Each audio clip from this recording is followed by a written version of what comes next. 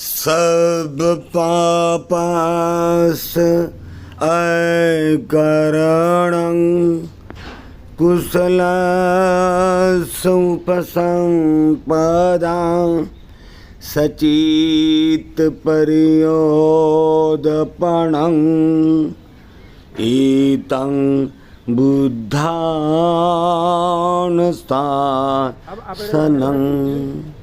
धम्मं चरे सुचरितं नतं दुचरितं चरे धम्मचारि सुखं सेति अस्मिन् लोके परं हि च। नमो बुद्धाय। बुद्धं नमामि, धम्मं नमामि, संघं नमामि। धम्मबंधु, बुद्ध कहते हैं यं किच्चिवित्तं इद्वा हुरंगवा सग्गे सुवा यं रत्नं पणीतं ननो समं अथि तथागतेन इदं पि बुद्धे रत्नं पणीतं इदं पि धम्मे रत्नं पणीतं इदं पि संघे रत्नं पणीतं। यानी ये पृथ्वी और इस पृथ्वी के जितने उपग्रह हैं, अगर स्वर्ग की कल्पना है तो जहां जहां भी स्वर्ग है, उन जितने भी स्वर्गों में जो भी रत्न विद्यमान है वो सारे रत्न, और एक तरफ बुद्ध धम्म और संघ रत्न, तो वे सारे रत्न बुद्ध धम्म और संघ की बराबरी नहीं कर सकती। इतने अमूल्य है। अमूल्य माने जिसकी कोई कीमत नहीं कर सकता। ऐसे अमूल्य रत्न है बुद्ध धम्म और संघ। भारत रत्न, विश्व रत्न बोधिसत्व बाबा साहब ने जो खोया हुआ धर्म था, जिसे मिटा दिया था, भारत के भूमि के लोगों के मन मस्तिष्क में जो सात्विकता थी, जो सत्य था, जो वास्तविकता थी, जो साधक का जीवन जीते थे, वो सारा मनवादियों ने, ब्राह्मणवादियों ने पलटा दिया। भगवान के कई मंदिरों पर कब्जा किया, तोड़ फोड़ की, उन्हें दफन कर दिया, और जिसे दफन नहीं कर सकी उन मूर्तियों को कहीं विट्ठल का नाम, तो कहीं विष्णु का नाम, तो कोई किसी देवता का नाम, तो किसी देवी का नाम देकर उसे परिवर्तित किया, और अपने स्वार्थ के कारण, अपने लोभ लालच और अपने ब्राह्मण प्रतिष्ठा को चिरस्थायी करने के लिए भारत के लोगों को धार्मिक गुमराह किया। आज लोग बड़े श्रद्धा भाव से विष्णु की पूजा करते, ब्रह्मा की पूजा करते, राम की पूजा करते हैं। ये सारे के सारे पात्र बुद्धिज्म के उन दंत कथाओं और उन जातक कथाओं के पात्रों की नकल है। उनमें मिश्रण किया गया, रूप परिवर्तित कर दिया, और उसी कहानी को आधार बनाकर नई कहानी जड़कर शुद्धता को मिटाकर अशुद्धि का पाठ लोगों को पढ़ाया गया। लोग तो भोले भाले हैं, लोग तो श्रद्धालु है, लोगों को तो धर्म शास्त्रों से वंचित कर दिया था, और लोगों को तो धर्म समझ में भी ना आए, धार्मिक शास्त्रों उलझा ना सके, सुलझा ना सके, समझ ना सके, तो एक संस्कृत भाषा का निर्माण किया। पाली भाषा को संस्कृत करके संस्कृत भाषा की निर्मित की गई, और उस भाषा को पढ़ने के लिए प्रतिबंध लगा दिया। इस भाषा को सार्वजनिक नहीं रहने दिया। अगर ये भाषा सार्वजनिक होती तो बुद्धिज्म में जो मिलावट की गई, बुद्धिज्म के दंत कथाओं और जातक कथाओं का जो मिश्रण किया गया और नई पुराण वे कथाएं लिखी गई, वो लोग जान जाते।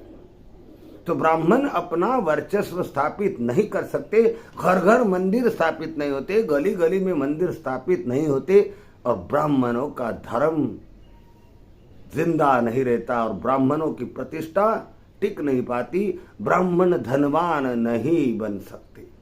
बस इसी कारण से ये सब कुछ मिटाया गया, शुद्ध धर्म को दफनाया गया, मिटाया गया। धर्म बंधु, अगर हम बुद्ध के पूर्व जीवन पर पढ़ते हैं तो कई कल्पों में कई जन्म धारण किए, काया परिधान काल, उसमें कई जन्म धारण किए अनेक अनेक नामों से, और अपनी काया को शुद्ध करते रहे। मनोपनिधान काल का जिक्र आता है तो मनोपनिधान काल में कई जन्म धारण किए, और वो समय ऐसा था कि इस जम्बूद्वीप में 3800 बौद्ध थे, बुद्ध, और इन सभी बुद्धों के दर्शन भगवान ने किए, तथागत सिद्धार्थ गौतम ने अपने पूर्व जीवन में किए। 3801 मनोपनिधान काल के समय बुद्ध भारत में थे। इसका मतलब वो युग जो था वो बुद्धों का युग था। सभी लोग बुद्ध बनते थे, सभी सोतापन्न हुआ करते थे, सभी सकृदागामी हुआ करते थे, सभी अनागामी हुआ करते थे, बुद्ध हुआ करते। और यही वो समय था, उसे पवित्र समय माना गया और उसे देवताओं का समय माना गया कि ये देवताओं का रूप है।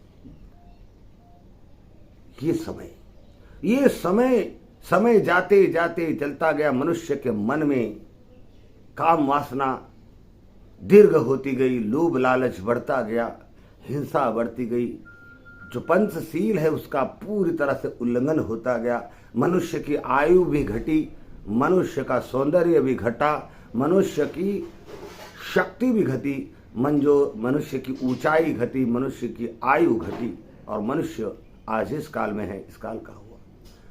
तो ये जो साधना का बल था, सारे साधक थे, सारे विपश्यी साधक थे भारत में, सभी सिद्ध पुरुष हुआ करते थे। इन सिद्ध पुरुषों के शक्तियों का ब्यौरा हमें मिलता है, और इसी से पता चलता है कि भारत का धर्म यानी चित्त धारा को शुद्ध करने का धर्म वो था जो विचारों को शुद्ध करता था, कर्मों को शुद्ध करता था, काया वाचा और चित्त के धर्मों को शुद्ध रखना धर्म था। और इसीलिए ध्यान साधना हम देखते हैं कि इस युग में जो देवी देवता के उदाहरण मिलते हैं, जो टीवी सीरियल देखते हैं, पुराण कथाएं पढ़ते हैं, तो उसमें अधिकतर देवता खुद ध्यान कर रहे हैं, साधना कर रहे हैं। अगर देवता साधना कर रहे हैं, देवता ध्यान कर रहे हैं, तो वो फिर किसका ध्यान कर रहे हैं? तो वे अपने चित्त के विकारों को दूर करने का ध्यान करते हैं। तो मनुष्य को भी अपने चित्त के विकारों का दूर करने का ही ध्यान करना होगा, उसी से उसकी मुक्ति संभव है। और ये सारा साधना, ये सारी विपश्यना सभी बुद्धों की खोज है। खोए हुए धर्म को हम जब देखते हैं कि सिद्धार्थ गौतम के जीवन काल को देखते हैं, तो खोए हुए धर्म को खोज निकाला, इसलिए मग्ग कोविद कहलाए, मग्ग गवेशी कहलाए, क्योंकि जो धर्म सात्विक था वो खो चुका था, उसमें मिलावट आई थी, उसमें मिश्रण हुआ था, भ्रमित कर दिया गया था। तो उस धर्म को शुद्धता फिर से खोज निकालने का काम सिद्धार्थ गौतम ने किया।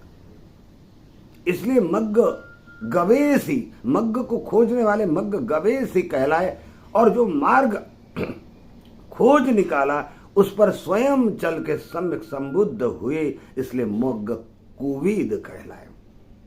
और करुणा भरे अंत से वही मार्ग लोगों को 45 सालों तक दिखाते रहे। कई सोतापन्न हुए, कई सकृदागामी हुए, कई अनागामी हुए, कई अरहंत हुए, और पूरा जम्बूद्वीप धार्मिक बन गया, विश्व गुरु बना। हर मानव सुखी था, हर मानव समृद्ध था, और बुद्ध धर्म के कारण ऐसे ऐसे राजा समृद्ध हुए। मौर्य काल, गुप्त काल देखते हैं तो ये सारे बुद्धिस्ट राजा थे। ग्रीक के मिलिंद को देखते, मेनांडर को देखते तो इनका शासन काल बड़ा मानवतावादी, करुणावादी, लोक कल्याणवादी था।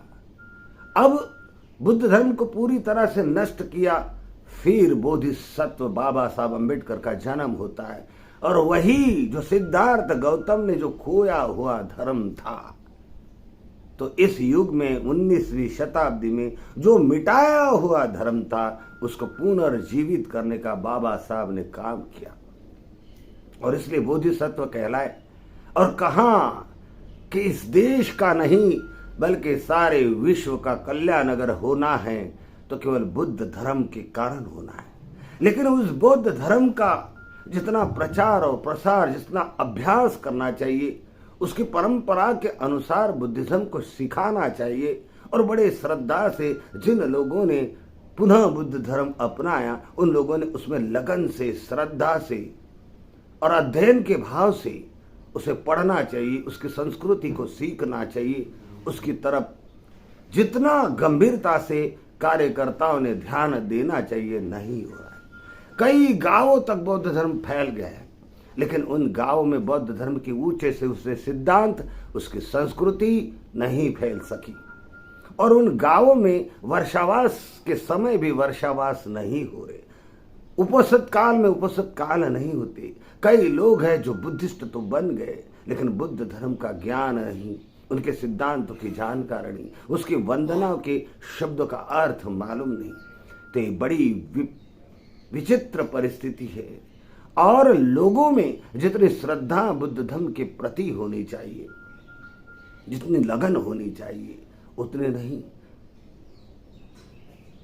तो यं किंचि वित्तं इध्वा हुरं वा सज्ञे सुवायं रत्नं पनितं ननो समं मत्थि तथागतेन इदम्पि बुद्धि रत्नं पनितं। तो जब तक लोग इस बात को नहीं स्वीकार करते कि बुद्ध धम्म और संघ जैसा अमूल्य रत्न उनके पास है, और उन रत्नों को जब तक वो दर्शन नहीं करते, बुद्ध धर्म के दार्शनिक बातों को नहीं जानते, उसके व्यवहारिक पक्ष का अमल नहीं करते, श्रद्धा भाव से वर्षावास नहीं करते, श्रद्धा भाव से ध्यान साधना नहीं करते, श्रद्धा भाव से शिविर, समन शिविर, महिला शिविर, बालक शिविरों का आयोजन नहीं करते, और इन शिविरों में लोग हिस्सा नहीं लेते, तब तक हम इस भारत देश में शुद्ध, सात्विक, वास्तविक सनातन धर्म की स्थापना नहीं कर सकते। और हमारा स्वयं का कल्याण तो ठीक, समाज का भी कल्याण नहीं कर सकती। और फिर से बुद्ध धर्म की जोत जितनी तेज गति से बढ़नी चाहिए, नहीं कर सकती। धम्म बंधु, इस वीडियो संदेश से यही याचना है कि हर कार्यकर्ता ने प्रथम धर्म का अध्ययन करना बहुत जरूरी है। धर्म का प्रचार ही मुख्य कार्य है। धर्म का प्रचार होता है, लोग धर्म समझने लगते हैं, तभी उनके मन से कर्मकांड जाएंगी, झूठी मान्यताएं जाएगी, झूठी परंपरा निकलेगी, तभी उनके मन से जातिवाद निकलेगा और वे समता के स्थापना के लिए स्वयं काम करने लगेगी। नमो बुद्धाय, जय भीम। सब पापस करण कुशल उपसंपदा सचित परियोदपनं ईतं बुद्धान शासनं।